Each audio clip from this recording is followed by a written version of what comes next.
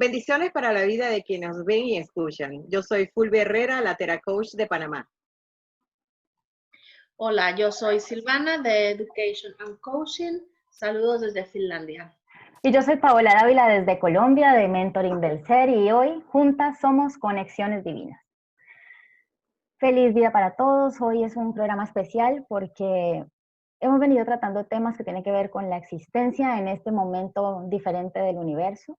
Y dentro de las consecuencias que ha tenido alrededor del mundo esta pandemia y la decisión de cuarentena obligatoria que han tomado la mayoría de los países, es el aumento que se ha registrado formalmente de la aparición y la exacerbación de situaciones tipo alcoholismo, violencia y todo lo que tiene que ver con el deterioro de la salud mental y de las relaciones familiares.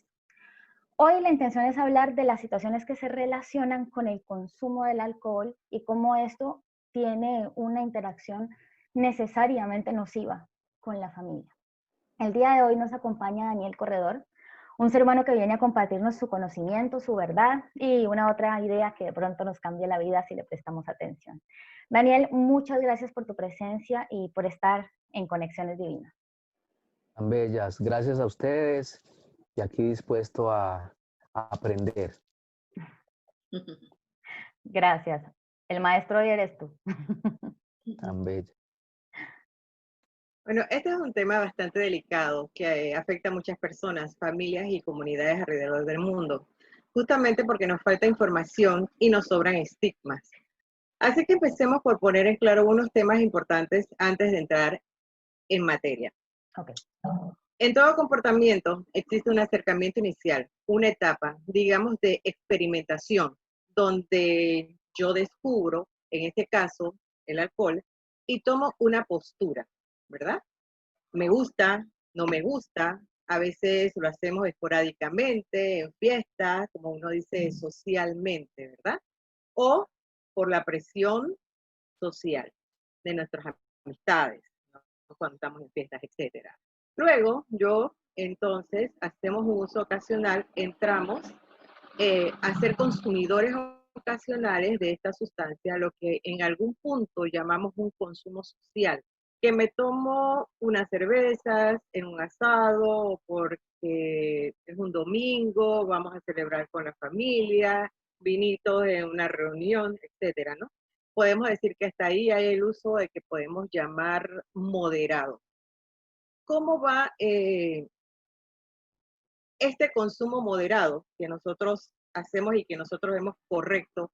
¿Cómo se extiende y cómo llega a una enfermedad, por así decirlo, en algo que se vuelve una obsesión y un hábito?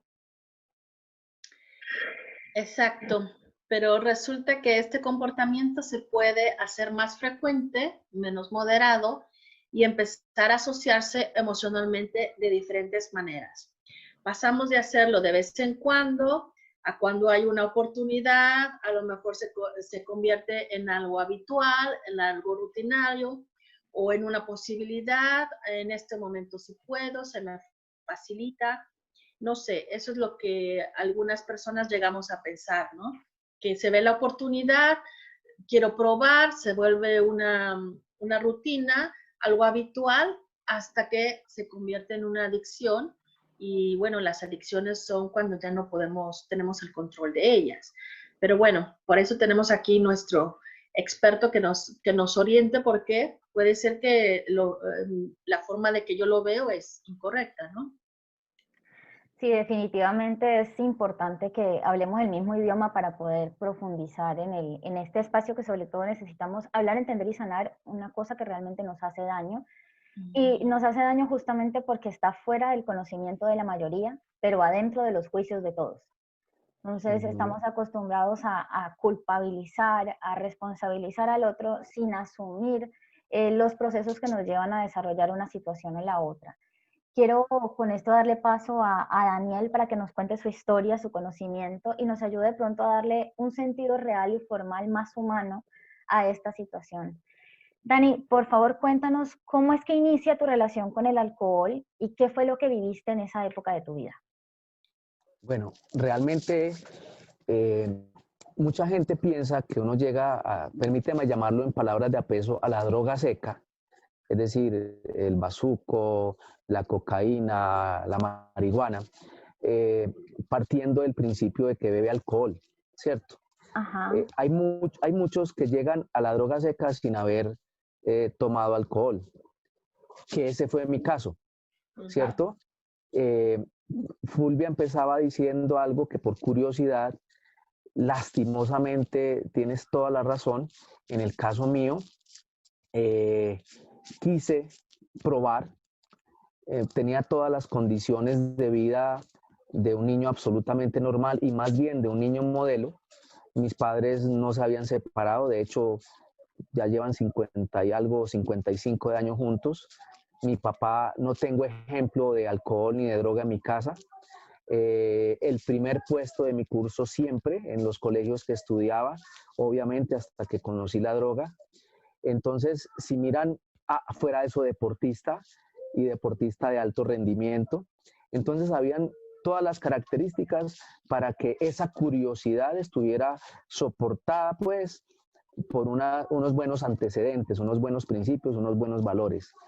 Y lo suelo decir en el transcurso de las cantidad de charlas que he dado, que me demoré más o menos unos 6 o 7 segundos probando por primera vez la marihuana y duré más de 15 años tratando de salir de ella. Ese es más o menos el contexto, hasta el punto en que ese solo probar me permitió vivir en las calles, unas calles aquí en Colombia muy famosas que ya no existen, que se llamaba la calle del Cartucho en Bogotá.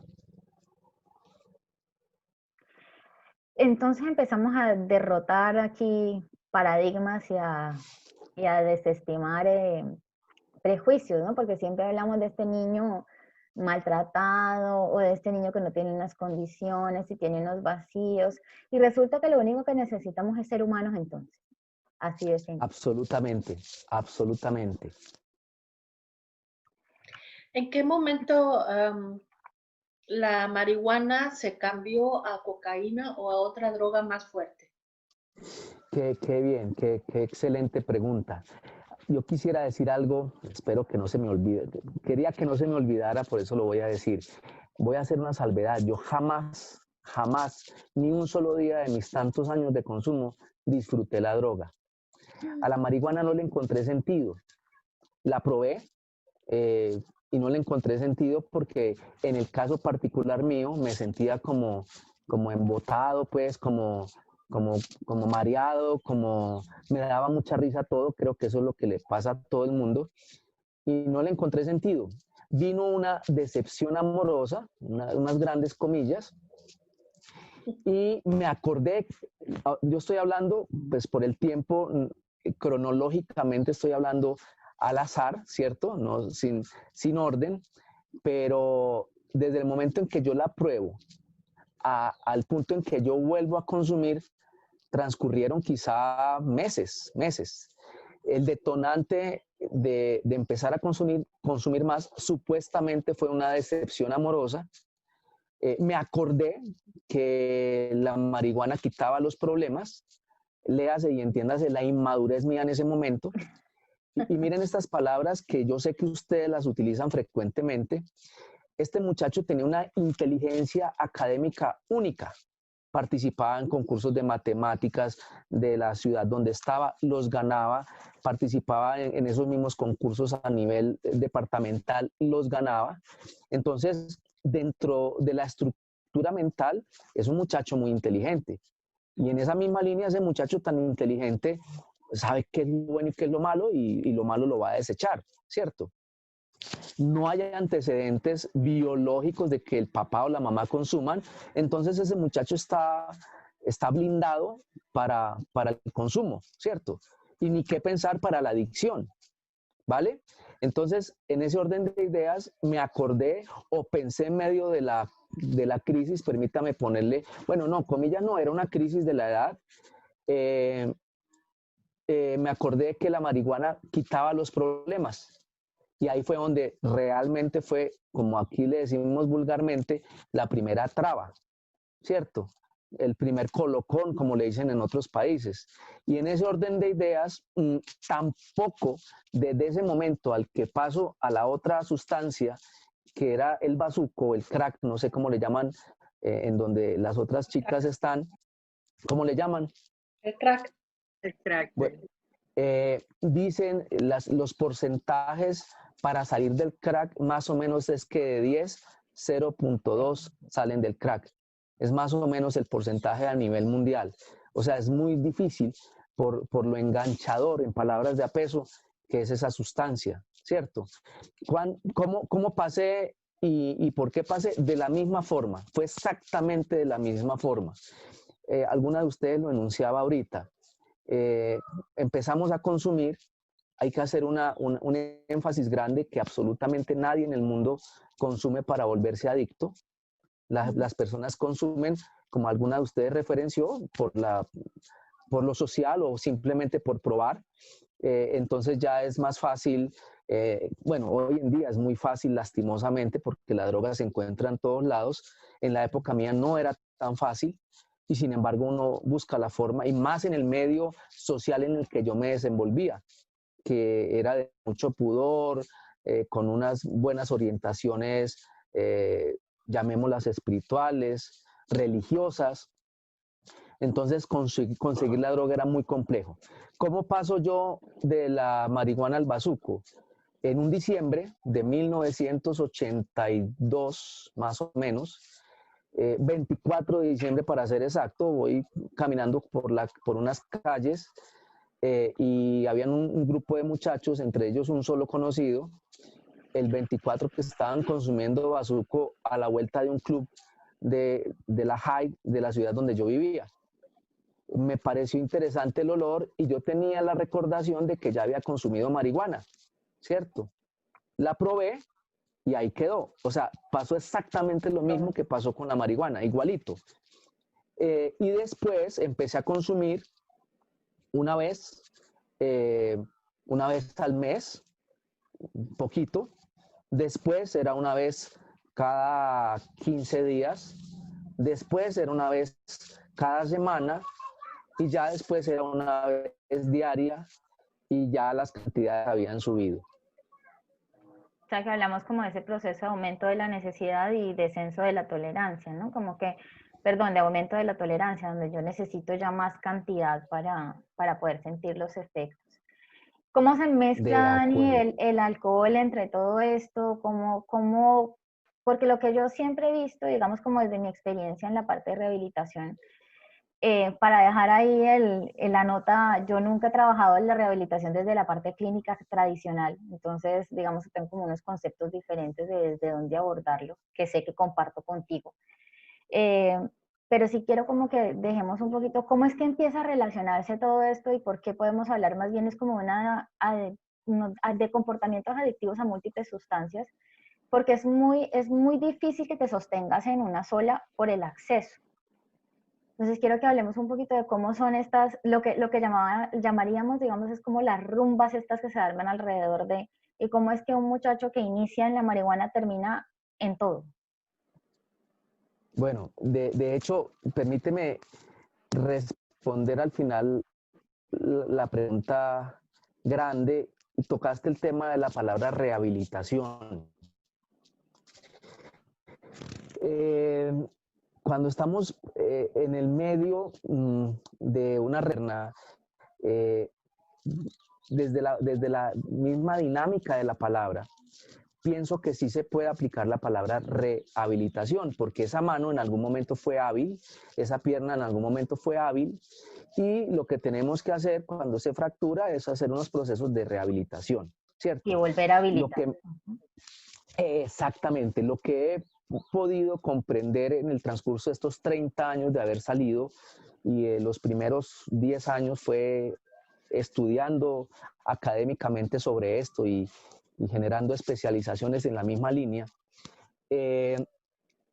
no podemos hablar de rehabilitación en el mundo de las drogas. Exacto. Porque estamos asumiendo, perdóname, en el mundo de las adicciones, porque estamos asumiendo que esas personas tuvieron habilidades para no haber caído, ¿cierto? Entonces nos remontamos a una de las observaciones que hice inicialmente de que nadie consume para volverse adicto. De acuerdo. Ahí podríamos complicarnos con otras, yo sé que ustedes los entienden perfectamente, otros temas biológicos de la predisposición, de lo que tú hablas claramente de la tolerancia, efectivamente lo que hoy necesitas sentir. Ayer te lo provocaba una copa de licor o una cantidad de cigarrillo o una cantidad de lo que sea, de cualquier sustancia. Ya hoy necesito el doble para sentir exactamente lo mismo. Cuando les hago la salvedad de que jamás en la vida disfruté la droga, nunca quise seguir consumiendo y no tenía la más mínima posibilidad de parar.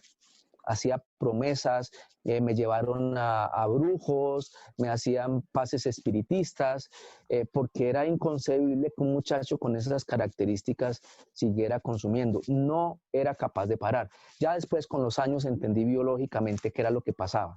Entonces, cuando me hablas de la relación, Paola, entre las multifármacos o multisustancias, el origen es exactamente el mismo. No sé si alguna vez se han preguntado, por qué fallan tanto los tratamientos. La mayoría de tratamientos actualmente se basan en el consumo, en la sustancia, ¿cierto? Entonces, ¿cuál es el nombre de la sustancia? Alcohol, bazuco, marihuana, cocaína. Ahora salieron otra cantidad de situaciones como la ludopatía, estos desórdenes alimenticios, que muy poquita gente toma un desorden alimenticio como una adicción. Y cuando hacemos esta clase de referencia, nos enfocamos solo en el consumo. Y estamos perdiendo de vista que el consumo es el síntoma de que algo está faltando en nuestras vidas. Entonces, esto lo hablaba antes de esta situación de hoy en día. El estornudo no es la enfermedad. El estornudo es el síntoma de que hay un resfriado, de que viene una gripa, ¿cierto? Entonces, si estamos atacando el síntoma, ¿cómo queremos lograr resultados con la enfermedad en sí, con lo subyacente? ¿Qué es la enfermedad? Entonces, primero miramos unas características. Hay algo que pasa aquí seguido. Cuando yo termino de dar charlas a grupos plurales, mixtos, de toda índole, pero con la misma característica, el mismo factor común, que es querer saber sobre el tema, la gente llega y dice, uy, me parece que usted está describiendo a mi hijo, a mi hija, a mi esposa, porque hablamos de ¿qué? De unas características, bajo nivel de tolerancia a la frustración.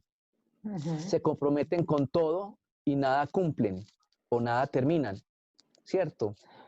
Manipuladores, emocionalmente, permítame llamarlo así, débiles, ¿cierto?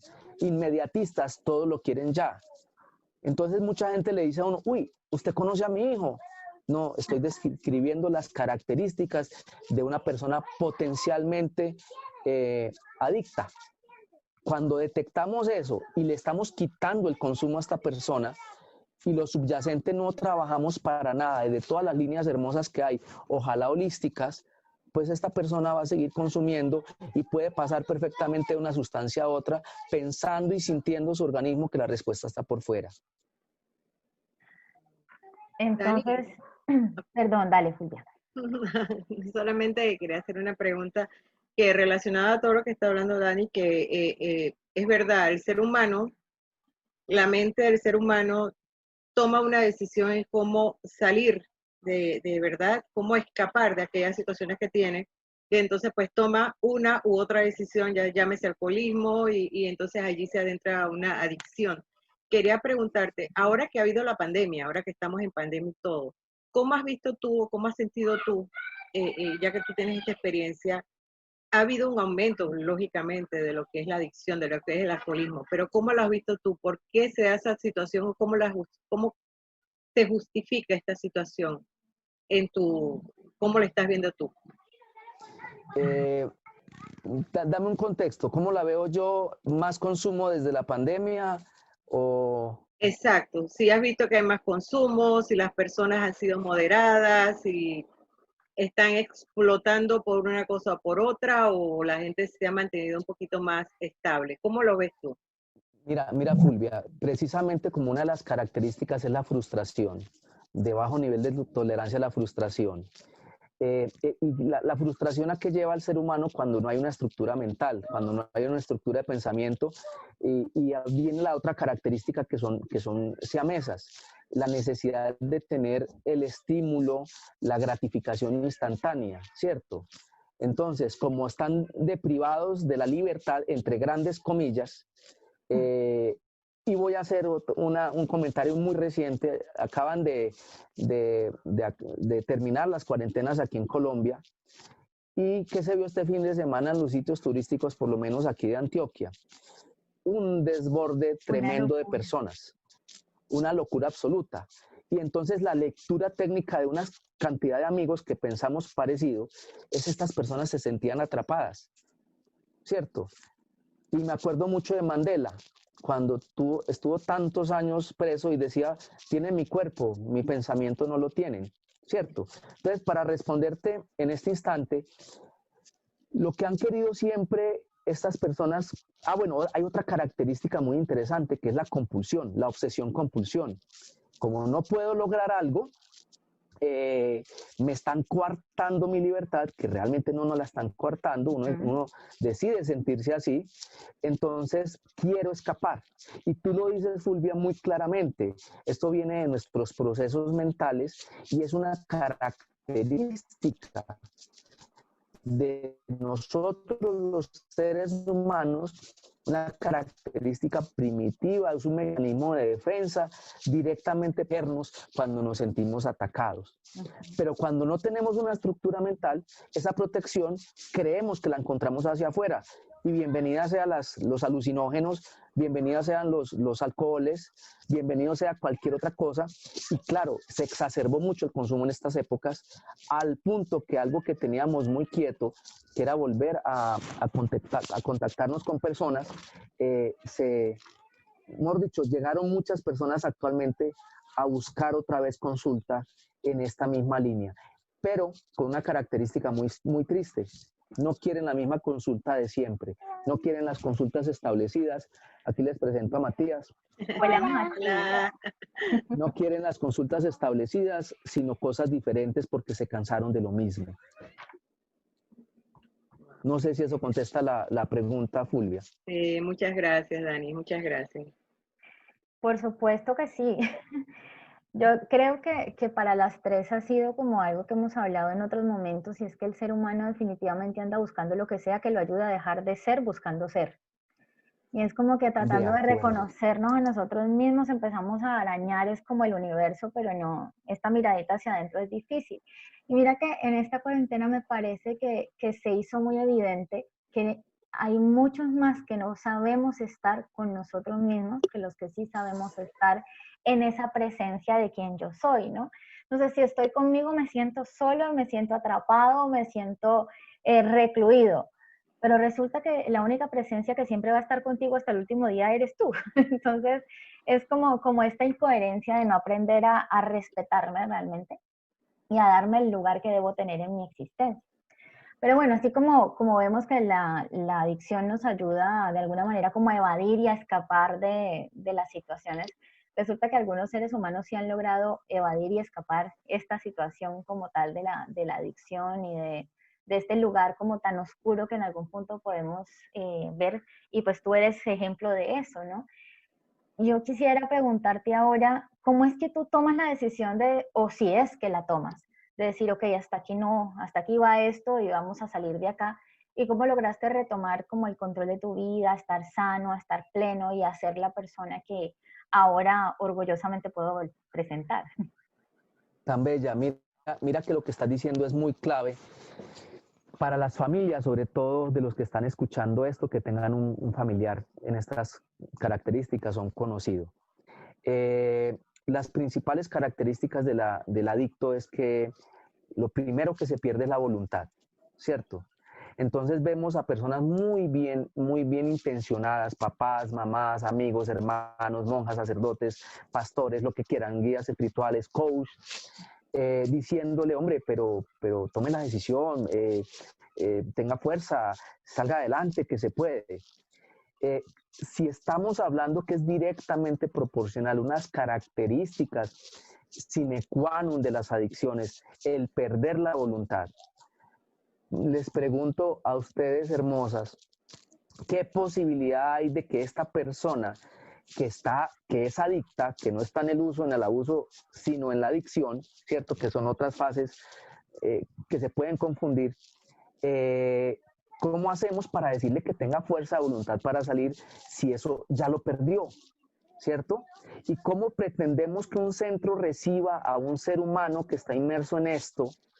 Y lo principal que exige un centro es que la persona acepte. Son dos cosas diferentes, voluntad y aceptar, ¿cierto? Si una de las características es que no acepta que tiene una problemática. Muchos llegan al extremo de decir, no, yo sí consumo, pero yo lo manejo. Lo saben ustedes, lo han conocido, lo han escuchado todo el tiempo, ¿cierto? Esa es de las primeras mentiras que se echa al adicto, ¿cierto? Se la dice al de afuera, pero se la quiere creer él.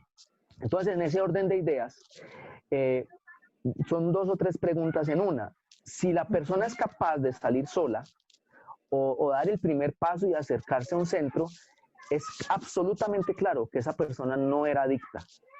Estaba probablemente en un proceso de abuso de sustancias que duró muchos años. Okay. Y eso hay que diferenciarlo, ¿cierto? Diferenciemos el uso, ya sabemos, su nombre lo dice, es el consumo habitual, fines de semana, probablemente una que otro que fin de semana que se pasó de los tragos y bueno, pero su vida sigue normal, con la resaca, con lo que sea, y siguen laborando, no le fallan a la familia, no falta el mercado en la casa, ¿cierto?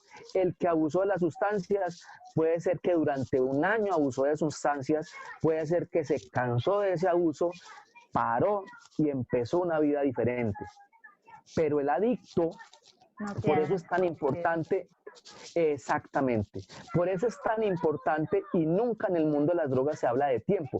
¿Cuánto tiempo lleva consumiendo? No, aquí se habla de tocar fondo, ¿cierto? Okay. ¿Cómo se sabe que somos adictos? Y a nivel general. Y aquí vamos a hablar, entre comillas, si me permiten la expresión, de clases de adicciones, ¿ya? Esto no es tan técnico, pero es muy real. No podemos comparar a un adicto a la cafeína, a un adicto a la nicotina, como un adicto a todas las demás sustancias, ¿cierto? ¿En qué sentido? El adicto a la cafeína y el adicto a la nicotina no deja sus procesos de vida, no abandona sus procesos de vida por fumar cigarrillo o tabaco y por tomar café, ¿cierto? Mientras que los demás, el ludópata, el adicto a todas estas sustancias que conocemos, toda su vida gira alrededor del consumo de la sustancia.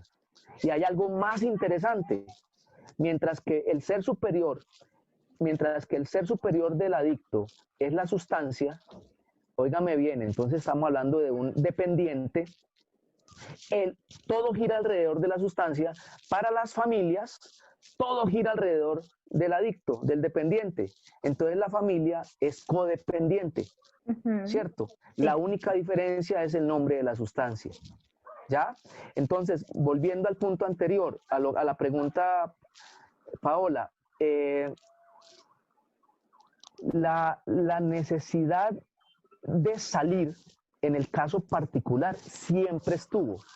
Siempre quise salir, más cuando no disfrutaba, más cuando cada segundo era invivible, más cuando el sentimiento de culpa era enorme, la abstracción de la realidad cada día era más compleja. Sí, quería evadir todo el tiempo, se convierte en un ciclo. Y en el proceso de mis años de consumo yo pasé por 7 tratamientos de rehabilitación de diferente índole. Estuve en uno psiquiátrico, duró casi un año. Estuve en tratamientos del estilo de comunidad terapéutica, que eso es traído aquí a Latinoamérica por los padres terciarios capuchinos.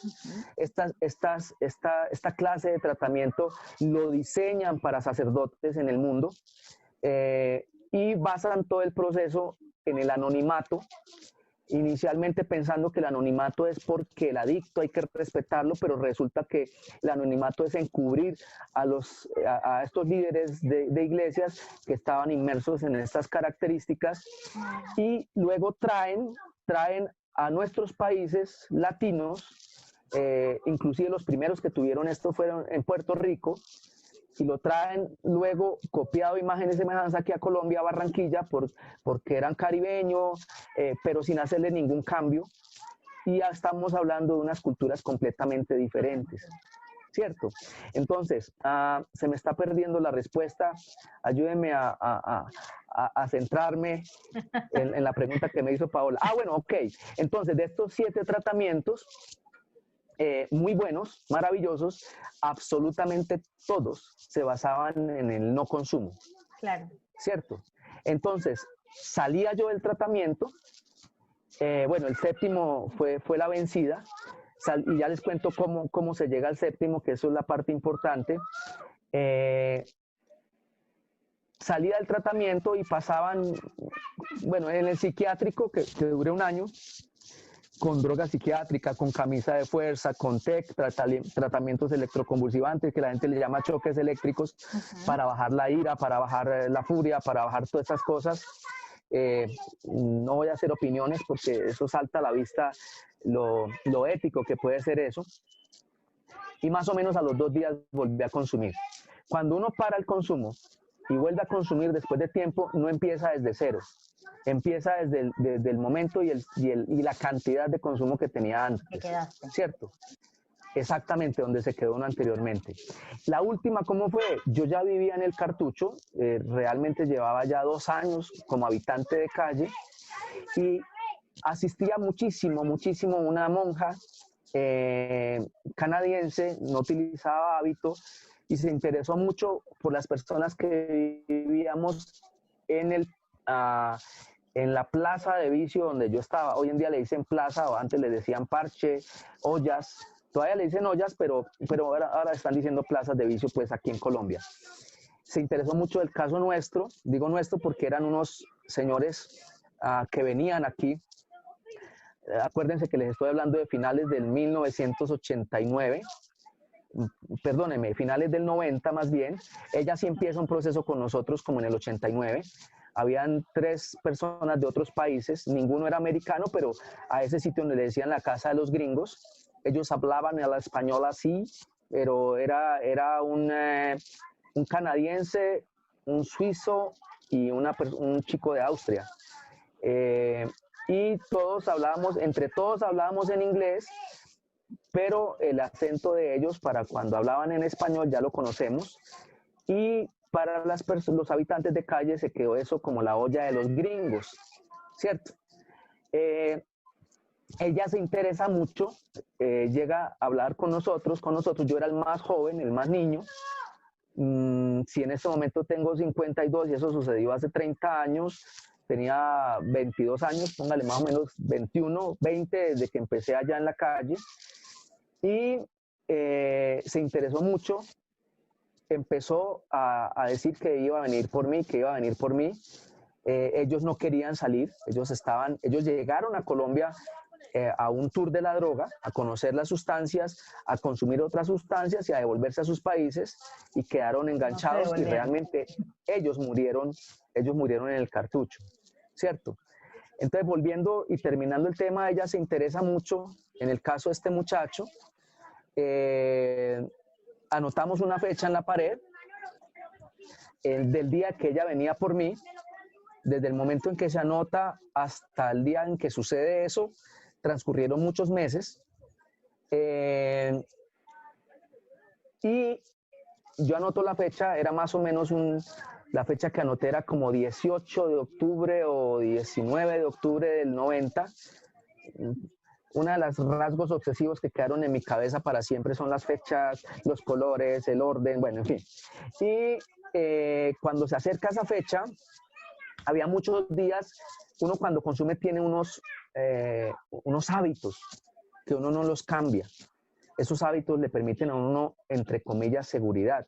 Entonces yo siempre consumía de la misma forma dirigido hacia el mismo lado, y la pared donde había escrito ella con carbón la fecha, algunos días me significaba lo que era y otros días no significaba nada. Cuando ya se acerca esa semana, que yo sabía que iban a venir por mí, pasó algo muy inusual en Bogotá. No había droga por ningún lado y no había droga en el cartucho. Al parecer, habían hecho cantidad de redadas, de cosas. Hoy en día entiendo esto de otra forma, ¿no? Pero en ese momento técnicamente, sí, habían hecho muchas redadas y muchas cosas, entonces no había droga. Y para mí salir del cartucho a buscar droga era impensable porque me sentía vulnerable, inseguro completamente. Al punto que yo salí, era primera vez que salía, y paso por una cuadra de Bogotá, que esa es la 10ª, paso por unos almacenes frente a una iglesia grande, me llevo unos costales para disimular y no me reconozco en los vidrios de las vitrinas que estaban mostrando mi imagen. Ese reconocer esa imagen realmente fue unas horas después. No reconocía a lo que aquí ya lastimosamente llamamos desechables. Una persona con andrajos, con harapos, me imagino que maloliente, uno ya no percibe su mal olor. Uh-huh. Y bueno, regreso con las manos vacías. El viernes venían por mí, ya pasó el lunes, ya pasó el martes, ya pasó el miércoles, y yo dije, el jueves como sea, salgo a buscar a otras zonas de Bogotá que yo sabía que sí o sí iba a conseguir. Y oh sorpresa que el jueves por la mañana, o sea, un día antes, la monja llega por mí. Y la monja me dice, vamos, vengo por usted. Y los gringos, permítame seguirlos llamando así, que recuerden que no eran americanos, me decían, vaya, go, go, go. Y yo le digo a la monja, le digo, hermana, pero no tengo ropa. Le trajimos ropa, no me he afeitado, le traemos cómo se afeitarse, no me he bañado. Yo ando todas las excusas para no irme. Y al fin me dejé ir, ¿cierto? Me llevan en una buseta, me bañan por ahí cerca y llego a un sitio, ahí vienen los rasgos obsesivos, en Bogotá, transversal 32, 140, 11, en Cedritos. El sitio se llamaba Fundar, se llamaba porque ya no existe, y cuando entro a Fundar veo a unos terapeutas que yo había conocido en el 85 en otro centro que se llamaba, discúlpeme, el sitio se llamaba Centauro y los había conocido a ellos en Fundar. Okay. Fundar todavía existe, Centauro es el que no existe. Y bueno, esa fue la historia y ahí empecé. Ese fue el último proceso. Cuando yo miro a mi alrededor, mis queridas hermosas, cuando yo miro alrededor, yo ya no tenía a quién engañar, yo no tenía a quién manipular, todo el mundo se había desentendido de mí, solo quedé a expensas de mí mismo, ¿cierto? A eso es que le llaman tocar fondo. Qué error tan grande que cometemos muchos familiares, muchos conocidos, cuando queremos ayudar a una persona en esta línea. Más allá de interrumpir el proceso de vida de ellos, que eso es un tema que ustedes conocen perfectamente bien, estas personas cuando nos aceptan, vamos que yo lo llevo, vamos que lo llevo a un centro, vamos que va a cambiar, normalmente aceptan después de una embarrada grande. Robaron, insultaron, golpearon, lo que ustedes quieran. En ese momento ellos se dejan llevar al centro, al que sea, y lo hacen es simplemente para seguir manipulando. Cuando uno mira en retrospectiva, si yo pasé por 6 tratamientos de rehabilitación, a este tratamiento yo llegué el 17 de octubre del 90 y salí el 22 de diciembre del 90. Fueron 2 meses y 5 días. Y con ese tratamiento yo llevo 30 años sin consumir, ¿cierto? Y más allá de no consumo, de haber resuelto una cantidad de cosas en mi vida que nunca me trabajaron en ningún tratamiento, que me tocó descubrir por mí mismo, ¿cierto? Entonces, para que pongamos esas cosas como en la balanza y miremos, hay una frase muy bonita o un término que se llama adicto seco. Hay muchas personas que salen de los centros de rehabilitación y nunca más en su vida vuelven a consumir, pero son mentirosos, son manipuladores, son inmediatistas, son obsesivos, son compulsivos, son chantajistas emocionales. Lo que pasa es que ya no consumen, o sea, lo subyacente nunca se arregló y es cuestión de tiempo a que vuelvan a consumir. Realmente queda uno como con mucha información encima que sorprende, ¿no? A mí me gustaría hacer un paréntesis, Dani. Bueno, tú hablaste de que estuviste en diferentes tipos de rehabilitaciones y me recordó que cuando yo estaba en la preparatoria, mis amigos más cercanos, todos consumían drogas, diferentes tipos de drogas. Al punto que 2 de ellos tuvieron una sobredosis y tuvieron que parar en el hospital. Y recuerdo que había una chica que tenía 16, 17 años y tuvo una sobredosis, la llevaron al hospital y le dieron, el tratamiento era electroshocks. ¿Me recordaste eso? Una chica de 16 años con tratamiento de electroshocks. Y yo recuerdo, y nunca se me va a olvidar, que perdió 5 años de memoria. Wow. Y entonces, a mí eso me impactó tanto que yo dije, yo en la vida voy a consumir nada de drogas. Y esto me lleva a, tú dijiste que estuviste en varios tipos de rehabilitación y que el último fue el que realmente te dio resultado. ¿Nos pudieras compartir así rápidamente qué crees que fue lo que resultó, que fue diferente del último a los 6 anteriores? Que esta pregunta es clave, o más bien la respuesta.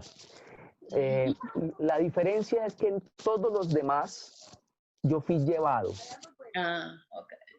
¿Cierto? Y obviamente uno hace conciencia de esto es hacia atrás, ¿no? En ese momento no hace conciencia y todo es parte de lo que hablaba Fulvia, de pronto de lo que no hace nuestra mente para protegernos. Independiente de lo que sea, había cometido errores graves, gravísimos.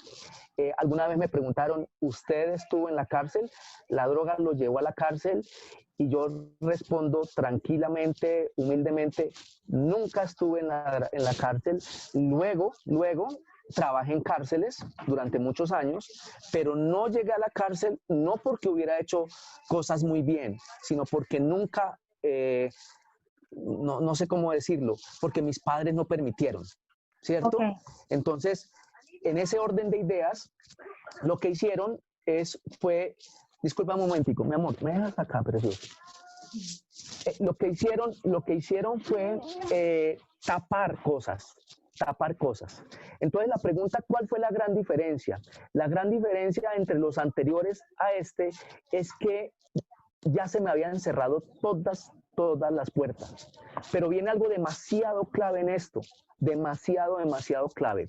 Cuando yo salgo de estudiar la carrera última que estudié en el área de psicología, durante el proceso de estudio empecé, permítame las grandes comillas, a trabajar con niños de la calle, desde el cuento de las adicciones, ¿cierto?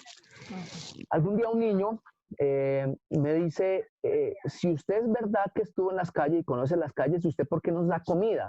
¿Usted por qué nos da leche? ¿Usted por qué nos da pan? Usted no sabe que eso nos mantiene en las calles. ¡Wow! Tiene toda la razón. ¿Cierto? Fuerte. Empecé a hacer cosas diferentes y empecé a tener resultados diferentes.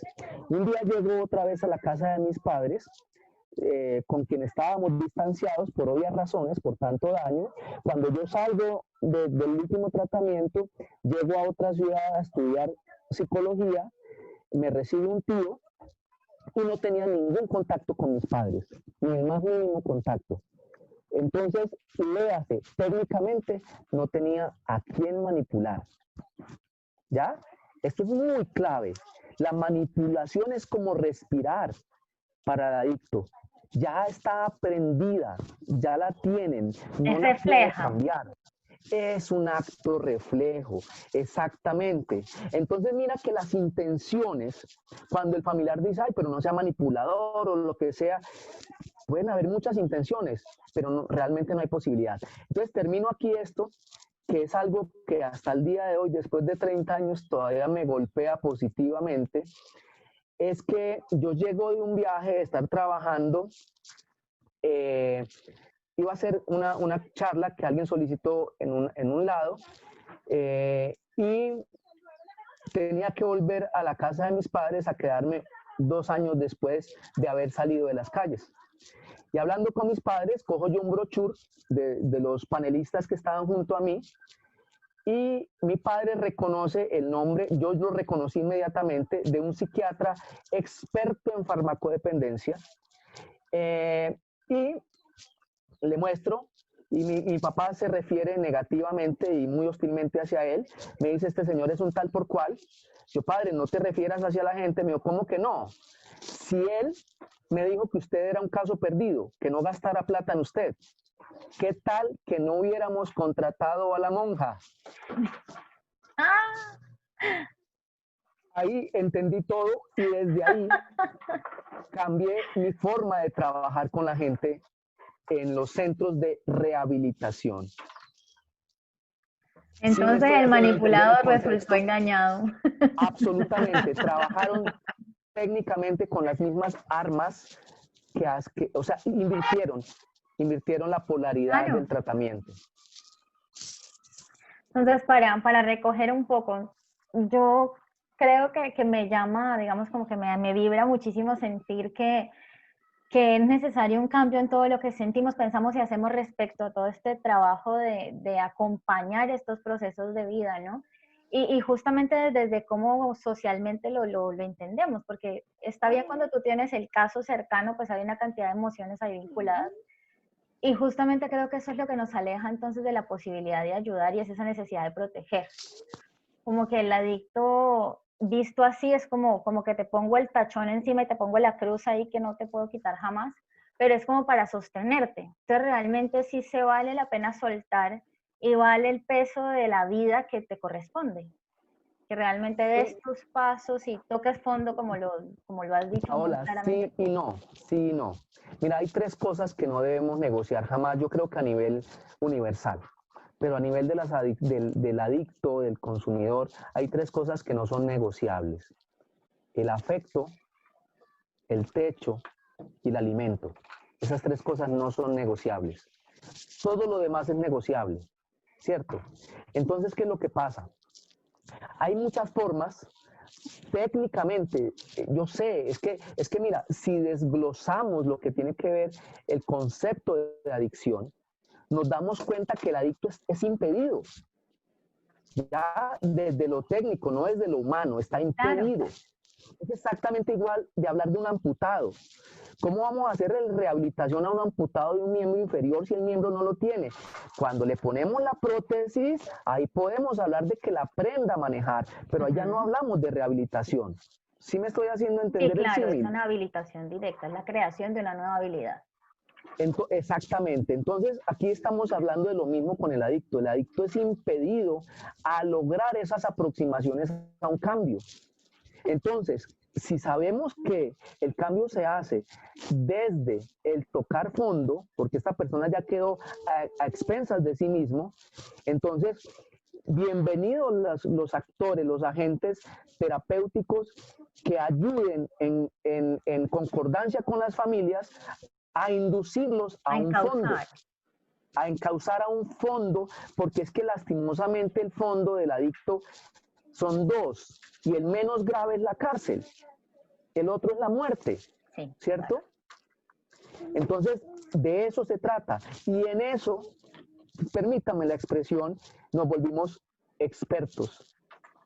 Nos empezaron a contratar con fotos. La última vez que lo vimos fue hace 10 años por allá en la calle en la plaza de mercado de no sé dónde, y empezábamos los procesos sabiendo que había un doliente y ya. Pero claro, si llegábamos en nombre del doliente, no era lo mismo. Todos. Entonces yo puedo soltar sin abandonar. Es ahí donde creo que está como el secreto, ¿cierto? Es como que sigo estando contigo y para ti, pero tras bambalinas, sino como un actor codependiente de tu situación. De acuerdo, porque nos van a manipular. Y yo no conozco al primero que sea experto en no dejarse manipular. Sobre todo cuando nos duele, ¿no? Esta Exacto. sensación de yo necesito que estés bien para yo poder estar bien. Creo que de alguna manera como que nos hacemos ciegos aun cuando sabemos que nos estén manipulando. Estamos de acuerdo. Bueno, realmente es increíble todo lo que se puede aprender con una historia de vida. Es cambiar totalmente las dimensiones, ampliar la mente, ver unos conceptos que quizás jamás se te habían pasado por la cabeza. Y bueno, creo que este es el objetivo básico de Conexiones Divinas, es hacer un diálogo de saberes y sentires y lograr cosas maravillosas. Y yo creo que cada aprendizaje nuevo es un milagro y es una cosa maravillosa. Dani, quiero aprovechar el instante para agradecerte. Realmente todo lo que nos has compartido es vital, que se toque en la familia, que se hable en casa, porque estos temas se hicieron tabú durante muchísimos años. Y eso precisamente es lo que genera distancia, genera miedo y da la oportunidad de que las cosas también se faciliten, ¿no? Para que las cosas también pasen sin que nos demos cuenta. Quiero pedirte, como para no exprimirte más, que nos regales un mensaje a la audiencia. Nos pueden ver niños, nos pueden ver adolescentes y también nos pueden ver papás que estén viviendo la situación, personas que resuenen con el espacio e incluso las personas que trabajan en estos campos.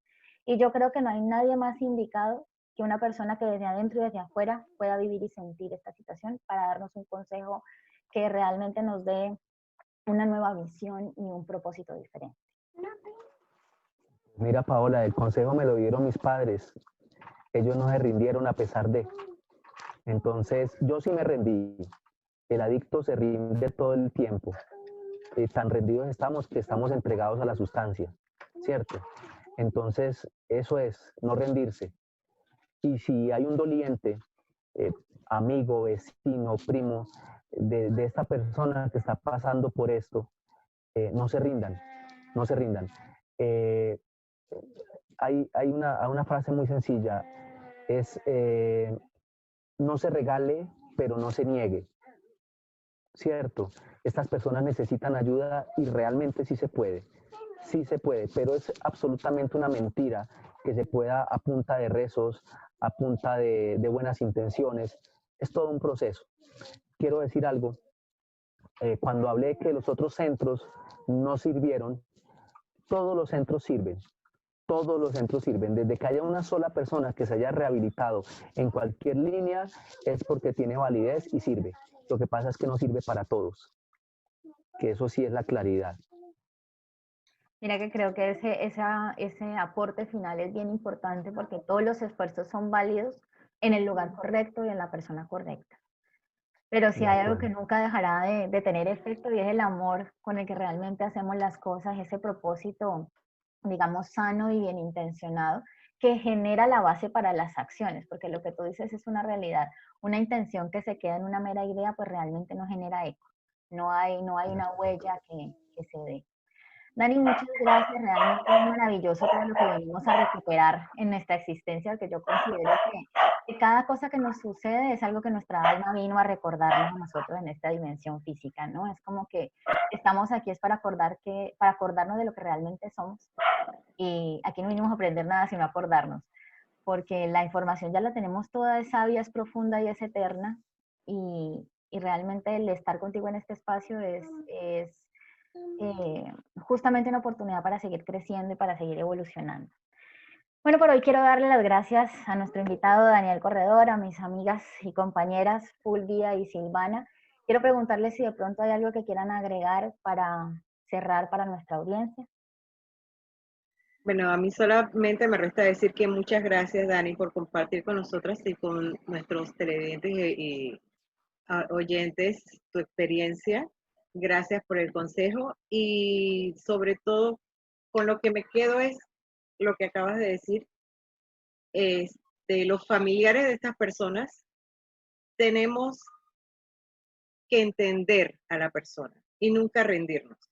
Entenderla, buscar información información también, porque siento que tenemos que educarnos cuando se nos da esta situación y necesitamos educarnos, buscar información y ayudar a la persona. La persona sí es verdad que va a pasar un proceso y tiene que pasar por ese proceso y nosotros como familiares, amigos, debemos entender y debemos ayudarlos. Y te agradezco mucho y bueno, este es con lo que me quedo y gracias. Gracias a ti. Dani, también te agradecemos mucho que hayas venido a platicarnos tu experiencia exitosa. Eres un ganador, eres un hombre victorioso y te damos gracias porque no cualquiera lo logra. Eres un hombre admirable y gracias por compartir tu historia. Y bueno, como lo dijo Dani, si sabemos de alguien que sí, seguro sabemos que esté en adicciones, siempre hay que ayudarlo y no rendirnos. Y como decimos siempre aquí, y como también lo dijo Fulvia, es súper importante investigar, aprender, educarnos, porque la verdad siempre nos hará libres. Ok, gracias. Gracias a ti, Silvana. Dani, sí, una vez más decirte gracias de todo corazón por permitirnos hacer parte de tu vida en este instante, por iluminar un poco esta oscuridad que tenemos alrededor de este tema, porque creo que nos hemos encargado de ocultarlo tanto que pues fue imposible darle luz y aprender y crecer con él. Y creo que para concluir, si hay algo que en mi corazón se queda es esa satisfacción de saber que no estoy loca cuando digo que siempre se puede. Y se puede porque hay muchos recursos cuando desde el amor damos un pasito a la vez. No importa que no sean saltos cuánticos gigantescos, pero un pasito a la vez construimos camino y construimos la vida que soñamos. Muy bien, una vez más somos Silvana, Paola y Fulvia hablándoles de nuestros diferentes lugares del mundo, hoy en compañía con Daniel Corredor. Mucha gratitud, muchas bendiciones. Esto es Conexiones Divinas provocando amor y recuerden que nuestra intención es simplemente estar a su servicio. Que tengan una excelente vida. Nos vemos la próxima semana para hablar del amor universal. Hasta pronto.